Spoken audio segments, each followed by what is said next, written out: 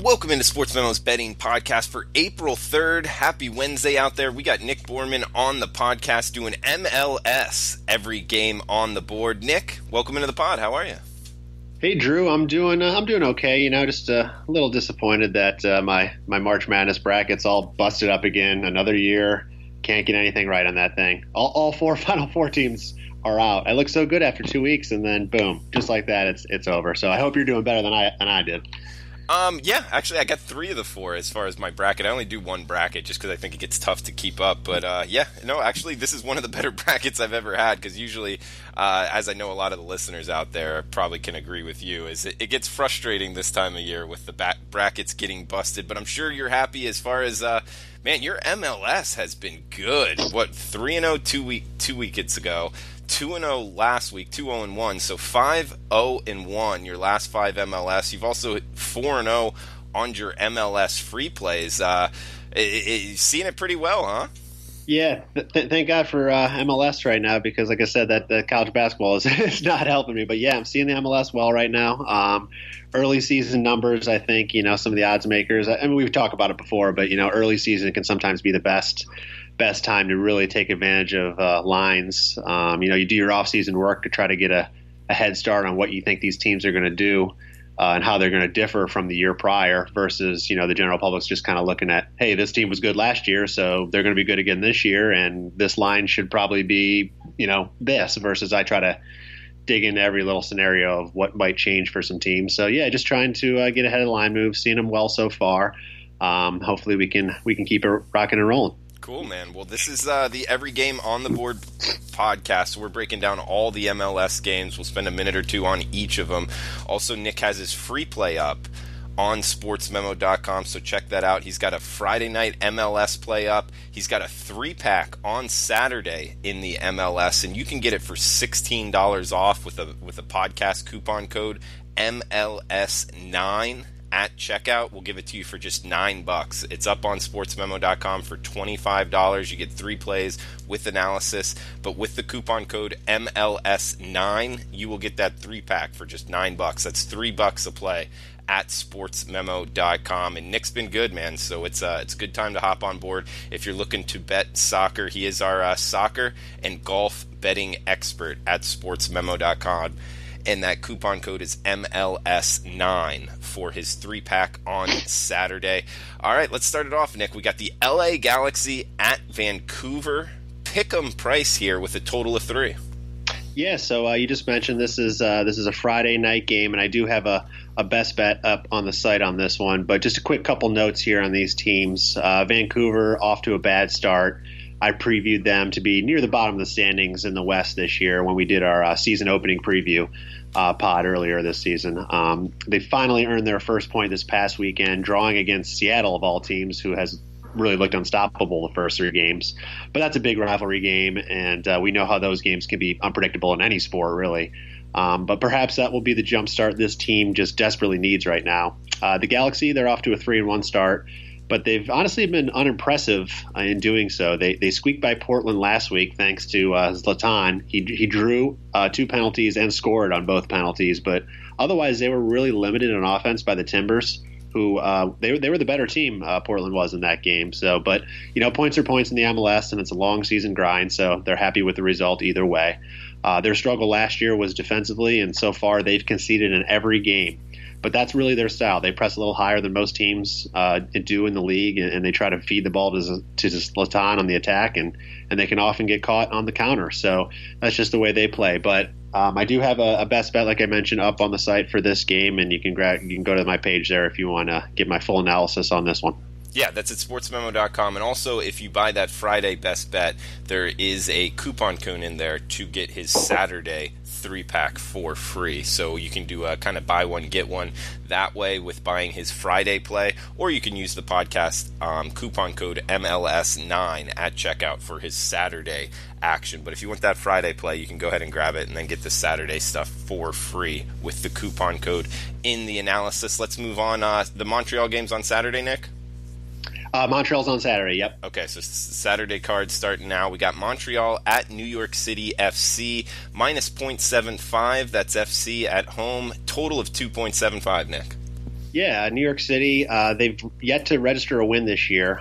We talked about how this team might struggle offensively this year with the loss of their two biggest playmakers from last season, David Villa and Yangel Herrera. And so far, they've scored just 4 goals in their first 4 games, and they've been held scoreless twice, including an ugly 0-4 loss last weekend at Toronto. So it's still early. It's early in the season, and now that 7 teams from each conference are making the playoffs, I think New York's still going to be there come the end of the year, and they're still going to be a playoff caliber team. And I think they're just trying to, get adjusted to who's going to be their go-to guys out front on offense, as they lost, like I said, their 2 best players from last year. So some adjustments are still working out. They haven't looked bad necessarily this year. They've had a tough schedule playing some good teams, but they just have yet to get that win. At a quick look, Montreal, they've conceded the most goals in the East so far with 11 through their first 4 games, but that number's inflated. Last week they lost 1-7 at Kansas City, which you don't see that score too often in any soccer, but Major League Soccer especially. So just 4 goals conceded in their other 3 games and 2 wins already on the year. They were the first ones out of the playoffs last year, the seed number 7, which this year would actually get them into the playoffs. And I figure they're going to be battling right there again at that same playoff cusp come the end of the year here. But I like New York City here. I think they're finally going to get in the win column. They've looked good in both of their home games. They played to draws against arguably the 2 best teams in the league, DC United and LAFC. So they were the better team against DC, and they were really equally playing against LAFC. So they're still a good team. They're still a solid squad, and I think they're better than Montreal, and I like the spot for them here. So New York City, minus 0.75 is the way I'd go for this one, Drew. All right, Nick, we got Los Angeles FC at DC United. DC minus 0.25 at home, total of 3 in this one. Yeah, so this is game of the year so far. I know it's early in the season. We're on week 5 now, but this is the best game of the year. We got number 1 in the West versus number 1 in the East. The winner of this match is going to be the number 1 team in both the MLS and ESPN Power Rankings. They're both 1 and 2 or 1 and 3 respectively right now. I think LFC is just playing slightly better right now. Carlos Vela, he looks unstoppable with 6 goals already on the year. They have 4 wins and a draw against 4 playoff teams from last year. And then they just demolished San Jose last week 5-0, which was my free play I had given out last week. And this team is good on the road. They can travel and they can win, but this one's tough. I mean, in any sport, going from West Coast to East Coast all the way across the country is certainly a tough task. DC does look like the best team in the East right now. They had to sweat out a 2-1 win over Orlando last weekend, which, believe it or not, was their first road win in nearly a year, as they struggled early last season and before Wayne Rooney joined the team in July. And then they had a very home-heavy schedule late in the season, so they just hadn't won on the road until almost a year, until last weekend. So that's good for them to see. They were lucky to earn a draw at New York City in their second game of the year, as New York really dominated that game. But at home, they're another animal. They got 2 clean sheet wins, 2-0 against Atlanta and 5-0 against Salt Lake. Last season, these teams played to a 1-1 draw in LA. But I think LA would have won that game if not for a first-half red card after they were leading 1-0. I think the line here is really right on the money, because LA, like I said, has got that long road trip, and DC's been strong at home. So I think the minus 0.25 line is justified. And honestly, I can make an argument for either team in this game. They both look good. I think, the one bounce of the ball either way could probably make or break one team winning or not. But what I think I'm going to do here for myself, and I recommend for a few people out there, is to look at the draw here. It's plus 270 right now. Both teams would be happy to come away with this game with a point. And I think if we see the game tied, near the end, 15, 20 minutes left, I think they're probably going to try to play this one out and both earn a point. So I think draw is the way to go here. Plus 270 is the price. So obviously don't go big on this one, but a few bucks plus 270. Yeah, there could be some good value. Plus price there on the draw for a prop bet in soccer. On the draw in the Los Angeles Football Club versus DC United. We got Chicago at Toronto. Up next, Toronto minus a full goal. Heavy favorites here north of the border. Total of 3. Yeah, Toronto, they were impressive last week, and they crushed New York City FC 4-0 at home. and they welcomed their newest signing, Alejandro Pozuelo, to the MLS. He came from Belgium, and he was incredible. He scored 2 goals. One of those was a Panenka penalty kick, which is, I don't know if you're familiar with that term. That's where they step up to the penalty kick and kind of lob it like a soft little kick, lobbed into the middle of the goal, and the dive. The goalies are going to choose one way to dive, left or right, and they just kind of lob it right into the middle of the goal after the goalie dives, and it makes him look all silly. So he scored one there, scored another one after that, and then he had an assist to Altidore. So he looked awesome in his debut, and Toronto fans are certainly excited right now. Altidore and him, they look really, really good up front. They look like they could be one of the most lethal combos in the league, like Martinez and Almiron for Atlanta last year. Toronto did miss the playoffs last year after winning the Cup the year before in 2017. So right now, early signs are pointing to a possible another Cup run for Toronto right now. Chicago, they also missed the playoffs last year, and they're another team I think that they're improved this year, and they're better than their current 1 win, 1 draw, and 2 loss record indicates. They finally got their first win the year last weekend against a good Red Bulls team. And they lost 2 tough games to Seattle and the Galaxy, which are certainly not bad losses. But this is a tough spot here for them, and they really have not had any success against Toronto recently.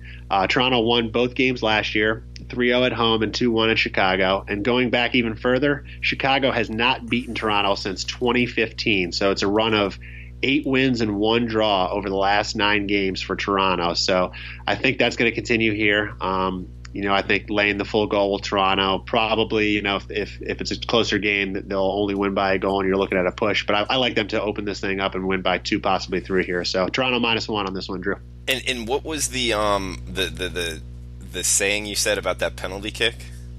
The Panenka. Panenka. Why don't more people do that? Because that sounds awesome. Actually, Messi just pulled one off this weekend as well. So it's kind of one of those things where it can be a little bit taboo in a way as well, where you're kind of, I don't want to say, you're like showing them up a little bit. Yeah, exactly. So it's a little bit taboo, a little bit of showmanship. But listen, it's effective when you pull it right. You can't do it all the time, of course. But when you think what the goalie is going to decide to do, you can pull that off. So it's funny to watch. It's cool to see. Google it. You'll see some pretty cool ones out there. And usually the goalkeepers look pretty silly when they're diving. Yeah, it's called Panenka penalty kick? Panenka, Panenka. Okay, cool. And also something that just came to my head, you probably look like a big idiot if the goalie knows it's coming too, and just sits there and catches a little 5-mile-an-hour lob pass. Yeah, you would. Does that ever happen? Oh yeah, it's definitely happened, and that's why you don't see it a lot either, because it's a penalty kick. You got a great chance to score, so you're only going to pull that thing out if you're very confident that you're going to score on it. Oh, that's awesome. I hope I see one soon. We got Minnesota at New York Red Bulls up next. Another heavy favorite here with the Red Bulls -1 at home, total of 3. Yeah, Minnesota came out strong the gates this year. They got 2 wins in their first 2 games, but they've since lost to the Galaxy and at New England this past weekend.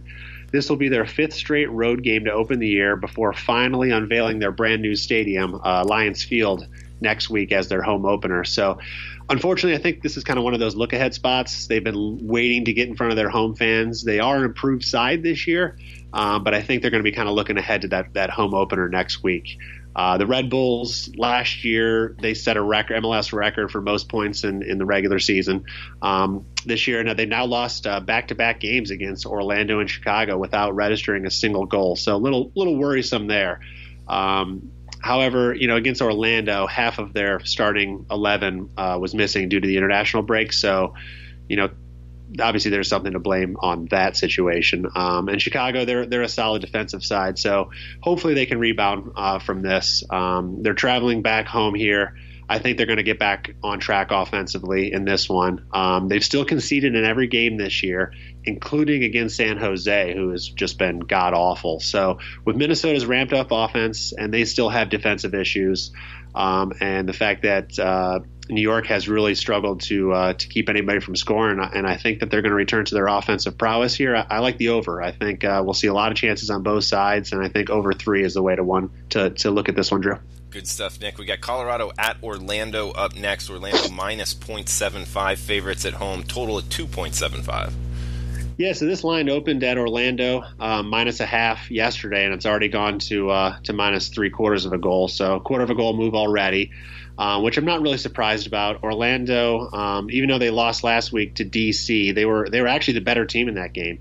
DC scored 2 goals early in the first half, and they had to hang on as Orlando controlled the game from that point, taking 16 goal attempts with 5 on goal compared to just 4 attempts for DC in the entire game. So this 1 week after they went into New York and beat the Red Bulls team. So Orlando's showing some good signs of life right now. Colorado, they have 2 draws and 3 losses so far this year. And they've lost both their home games at Seattle, against Seattle and Dallas. They're ranked second to last in the power rankings right now in both MLS and ESPN power rankings. And I can't make an argument against that. These teams, they only play once per year as they're in opposite conferences, but Colorado has never beaten Orlando in the MLS. They've only played 4 times, but they've never beaten them. Orlando has 3 wins and 1 draw, and Orlando's won each of the last 2 years. So there is some value gone at minus 0.75 on Orlando, but I still think they're the side to play here. You can get them on the money line at minus 130 or so right now. So I recommend Orlando here, and I would take them on the money line price, because if they win, they're probably not going to win. You're not going to blow out Colorado by any means. So a 1-goal win is likely, and you want to get a full win if you take them on the money line versus taking them at the minus 0.75 line. So look for Orlando on this one, Drew. And Nick, a question here about the MLS betting markets.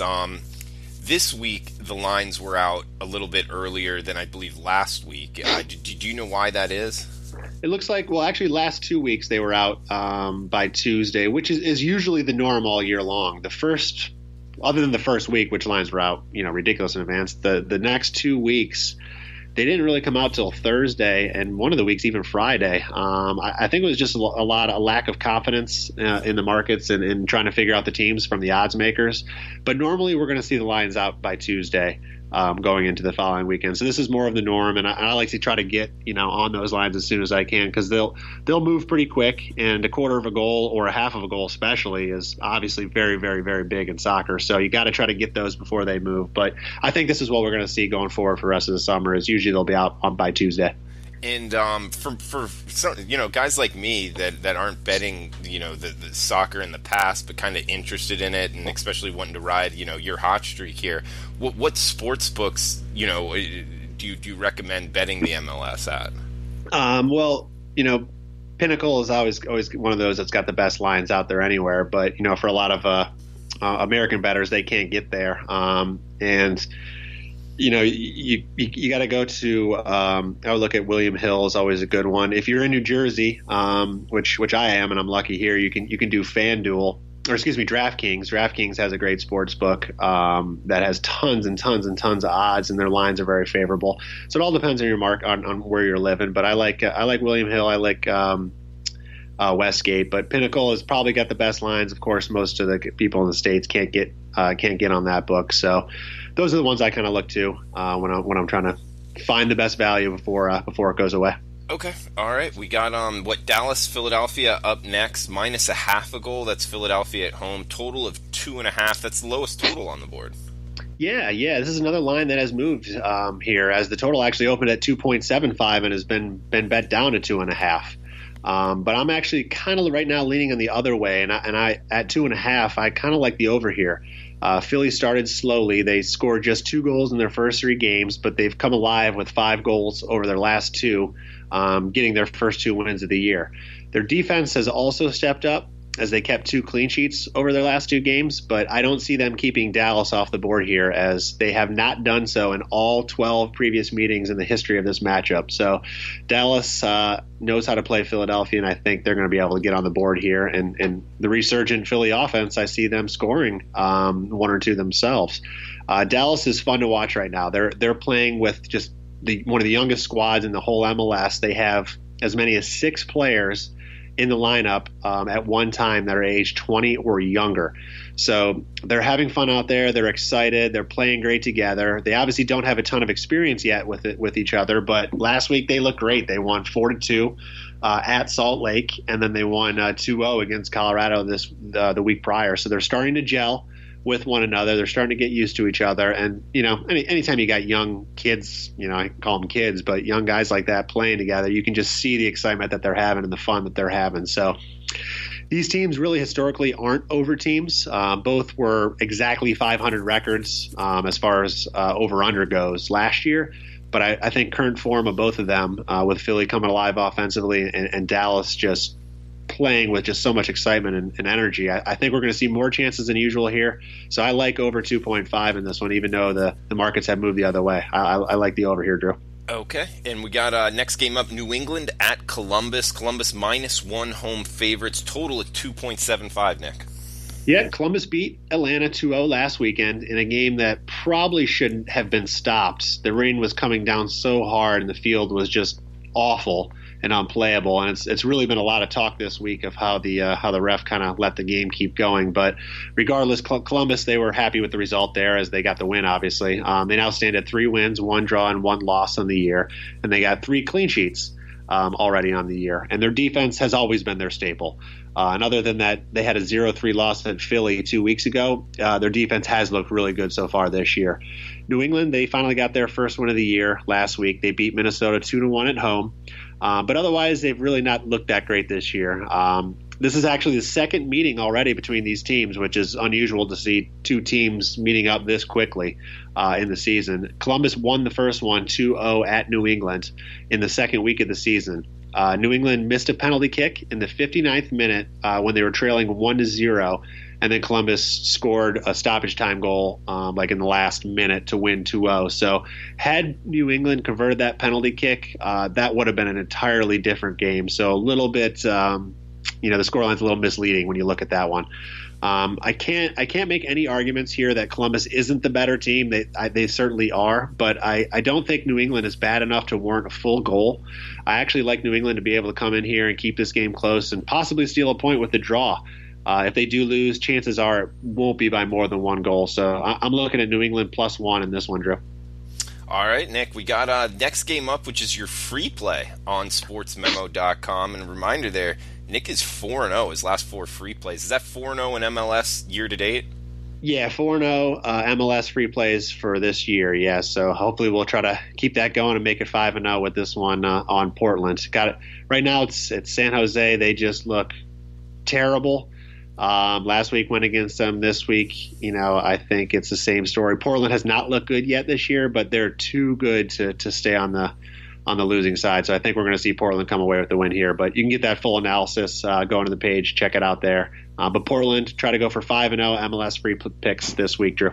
Yeah, like in Portland, pick 'em price here.